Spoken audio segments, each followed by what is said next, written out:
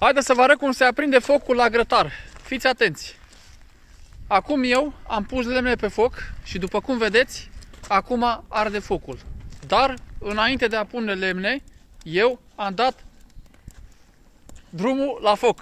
Priviți, am pus lemnele și după cum vedeți, întotdeauna o să vă arăt și o fază la cărbun cum se aprinde focul cu cărbunii. Așa că uitați, buturuga se pune deasupra frumos și o să vedeți cum se face jarul. Ia priviți, priviți acțiunea aici. Deci frumos, frumos, o să vedeți finalul cu jarul. Jarul este foarte impermeabil. Finalul este dezastruos.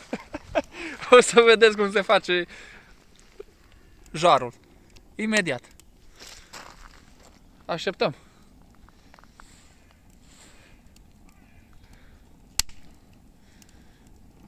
Imediat.